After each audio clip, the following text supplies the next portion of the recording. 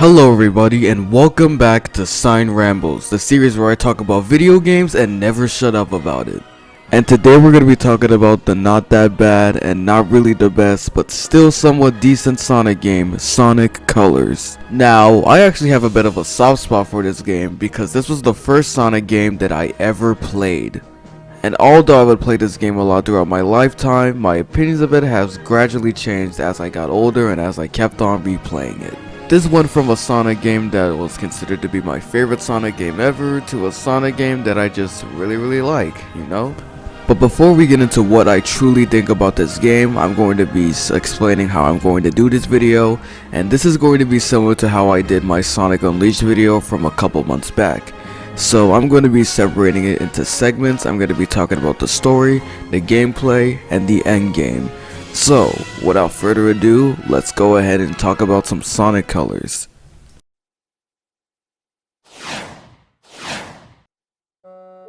The story of this game is nothing too crazy. Basically, Sonic and Tails are in Eggman's Interstellar Amusement Park because it's Eggman and he's probably up to no good. It's kind of simple. Now, this is one of the first stories written by Pontac and Graf, which I usually say is a bad thing, but out of all the stories that these two have written, this is probably the most tolerable one. Like, this is definitely Sonic trying to step into the kids market, especially since this is after like Mario and Sonic and a bunch of kids who were Mario fans got introduced to Sonic. So I guess they try to like keep that kiddie approach instead of like the more normal mature approach that we're used to. And yeah, sometimes this writing can get bad. Baldy nose hair! That's the best thing I've heard all day!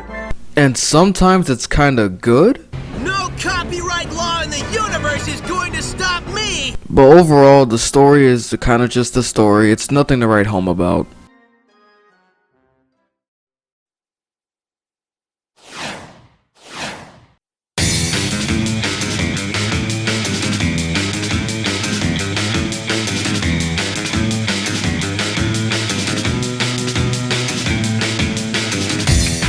In comparison to Sonic Unleashed, the game that came before this, Sonic Colors is a lot more simplistic in terms of its gameplay. It's definitely an easier Sonic game compared to Sonic Unleashed. Levels are played on a world map and also selected through an area map. There are 6 acts in each zone, including a boss zone. Most of the main levels follow the same pattern. Act 1 and Act 2 are usually mostly 3D levels with a 2D section to tie it all together. Some levels are just straight up tiny 2D section levels, and then there's your boss level. It's a pretty simplistic layout. This game definitely plays and controls differently than Sonic Unleashed. Sonic definitely feels a lot lighter compared to Sonic and Sonic Unleashed, but there's no real problem with that. I think he controls really well. One of the main differences is that instead of rings filling up your boost gauge, you now have to use the Wisp to fill up your boost gauge. It also fills up when you homing attack enemies or just beat enemies in general. One of the main selling points of the gameplay are the Wisp. But for the sake of everybody here, Yeah, I'll just stick with aliens if that's okay with everybody. excluding the alien that you use for the boost, there are 7 aliens in this game. Laser, Drill, Spike, Hummer, Frenzy, Cube, and Rocket. Laser is a really flashy move to get Sonic across multiple distances, and it can shoot through enemies. Look, like a laser. The Drill alien can only be used in 2D sections, and it can dig underground and get to secret areas, and in some levels go through pipes. The Spike alien is basically the anti-gravity version of the Spin Dash that can attract to walls and ceilings and can also only be used in the 2D sections. The Hummer alien gives you the ability to slowly float in the air and collect rings in a trail, so basically a floating lightspeed dash. Frenzy gives you the ability to charge through multiple objects by chomping on them. The more you chomp, the bigger you get. The Cube alien turns these tiny circles into cubes. It's kinda useless. And the Rocket shoots you up really high in the air. Unless you're the final boss, you're not able to use every alien in one level. You can only use certain aliens in certain levels. The way the aliens are implemented into the level design are basically ways where you can't really move forward without using one of their abilities to solve something or to get through something. They can also be used for alternate routes and finding secret collectibles like lives or red rings. Now, other than the Wisp with the levels, let's talk about the levels themselves, and I'll be honest, they're pretty alright. They're fun, I guess. I think the best way to describe this game is short and sweet. I mean, yeah, it's a pretty easy Sonic game, but unlike Forces, this is actually kind of enjoyable. I feel like that my only problem with the levels in this game are in fact the 2D sections. Compared to Sonic Unleashed, they're a little slow. The 2D sections in this game are long and kind of slow in comparison to the short but very enjoyable and fast 2D sections of Sonic Unleashed. And I know the intention was for them to be more akin to the classic games, but even so, it still feels really like off to go like super fast in the 2D section and not go that fast in the 2D one. It just felt kind of off for me at times, but I got used to it. Some 2D sections are fun, some are pretty alright. It's just that I'm not very fond of them. I don't think they're like bad by any means. It's just that in comparison to how they were done in like a better Sonic game, I feel like that these could have been way better. Like if there were like faster 2D sections in these games, I feel like I would have liked it a bit more. But other than that, the levels themselves are a really fun time and the presentation is absolutely amazing. This looks incredible for the Nintendo Wii. The levels are super kiddie and fun too. You got Tropical Resort, which is basically like a space beach hotel. It's really cool. Sweet Mountain, which is basically Candyland in a Sonic game. Starlight Carnival might be the most flashiest Sonic level in history. Like, it looks really cool. And I can't even explain what's going on with Asteroid Coaster. It's like this weird science alien space base with like roller coaster rides and rails.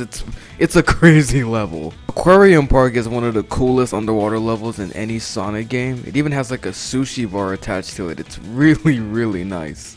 Planet Wisp is like this wildlife meets like mechanical like construction type beat. It looks really cool. Like all these levels are just basically things that I really just can't explain in like one sentence. There's just like a lot of things about it that's just really cool. One thing that isn't really that cool in this game are the bosses. They are incredibly easy. Like I expected at least a little bit of challenge when I replayed through these bosses because I had trouble with them as a kid. But man, they're just like a pushover in comparison to like other bosses in other Sonic games. The only really like cool ones are the ones where it's like you're in that quick step section, like the boss in Asteroid Coaster and even the final boss. But yeah, these games have pretty whack bosses if I'm being honest. And before we get to the end game, I want to bring up the music because this honestly might be one of the best Sonic soundtracks like ever. It's not better than Unleashed to me, but like this game just has absolutely amazing songs with its stages and it fits so well. So I'm going to play a couple of my favorites and I'll see you guys in the end game.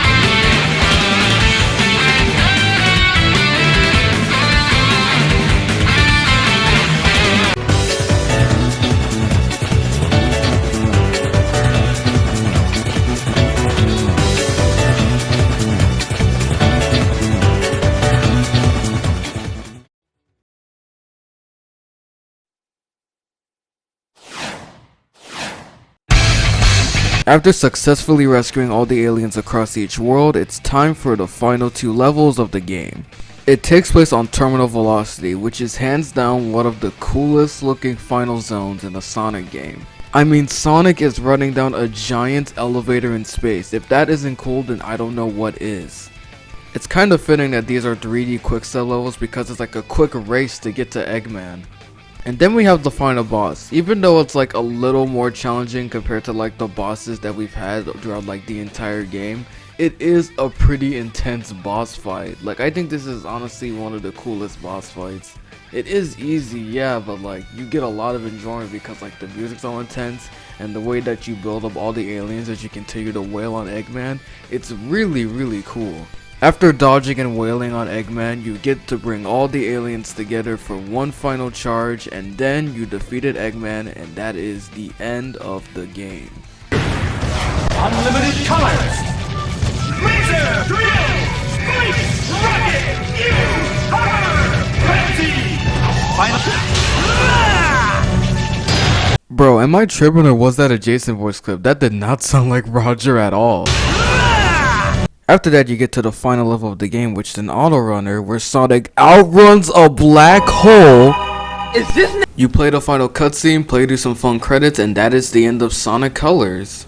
What you can do after is replay through a couple of stages if you really found it really fun. I think some stages really are replayable, and I usually come to Sonic Colors to play through some levels that I really like every now and then.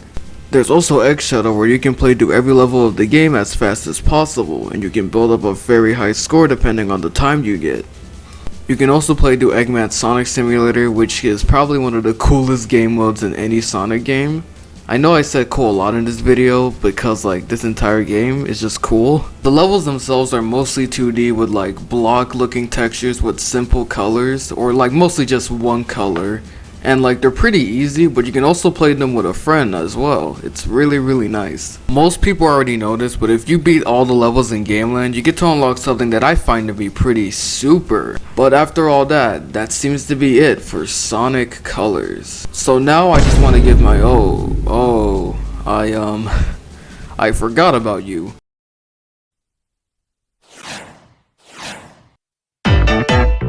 I'm gonna keep this section rather short, but basically Sonic Colors Ultimate is a pretty okay remaster for Sonic Colors. Now I'm not gonna talk about the absolutely horrific launch this game had. I just want to talk about the remaster right now with all the bugs mostly fixed. I don't know what's fixed and what's not fixed, but I know that the game has mostly been patched up.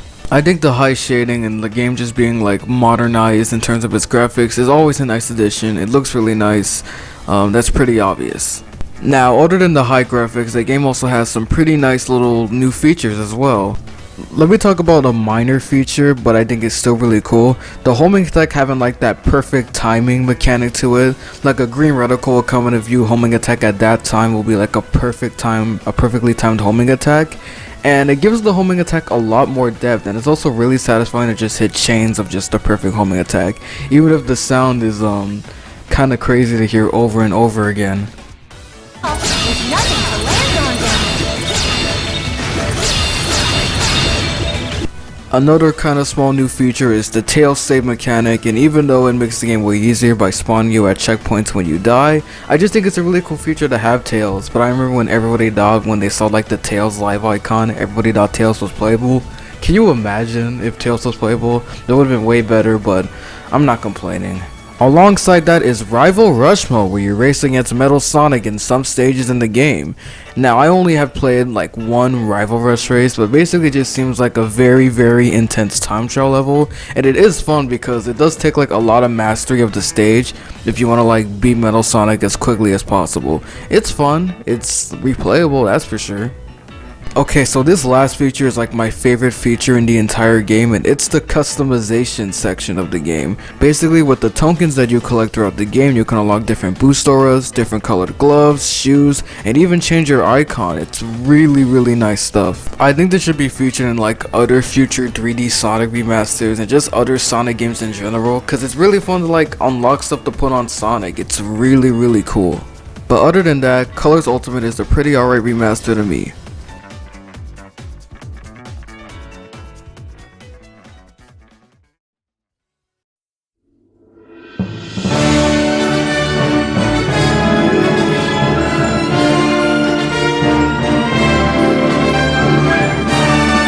So what do I think about Sonic Colors overall? It's a pretty alright game. It's certainly not as good as likes of Adventure 2 or Unleashed or anything alongside that level, but it's definitely a good Sonic game. I owe this game anyways because it was the first game to get me into this blue rascal to begin with. But yeah, I recommend Sonic Colors for anybody who's looking for a short and sweet Sonic experience. But just know that there are better Sonic games than this one. But with that, I am done with my review of Sonic Colors. Let me know what you guys thought of it, and let me know what Sonic game would you like me to cover next. And with that, I'll see you guys next time.